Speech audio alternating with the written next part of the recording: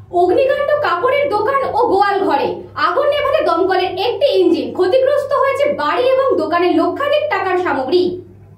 অগ্নিকাণ্ড কাপড়ের দোকান ও গোয়াল ঘরে আগুন নেভাতে দমকলের একটি ইঞ্জিন, ক্ষতিগ্রস্ত হয়েছে বাড়ি এবং দোকানের লক্ষাধিক টাকার সামগ্রী।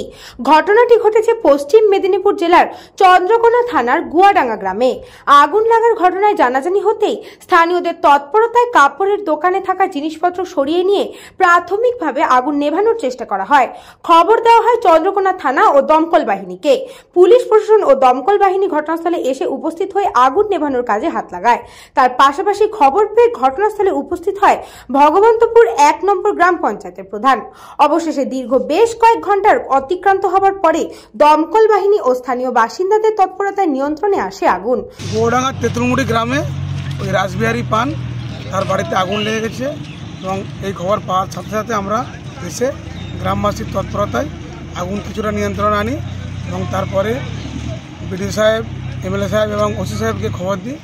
ওনাদের তৎপরতায় কিন্তু এখানে দমকল বাহিনী আসছে, ওনারাও এসে বাড়ির আগুন নেভানোর কাজে লেগেছে।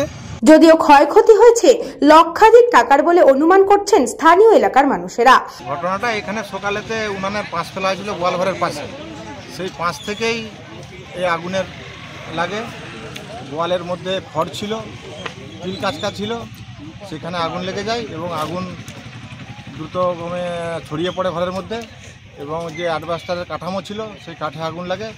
আগুন লেগে কাঠ নষ্ট হয়ে যায়, অ্যাডভাস্টার নষ্ট হয়ে গেছে। ওই গোয়াল ঘরের সঙ্গেই সংলগ্ন একটি কাপড় দোকান ছিল, সেই কাপড় দোকানে আগুন আসে এবং অনেক কাপড় জামা নষ্ট হয়ে যায়। যদিও গবাদি পশু ও কারো কোনো ক্ষতি হয়নি বলেই জানা গিয়েছে স্থানীয় সূত্রে। আগুন লাগার ঘটনা এলাকায় ব্যাপক চাঞ্চল্য ছড়িয়েছে। ব্যুরো রিপোর্ট, নিউজ পঙ্গু টাইম।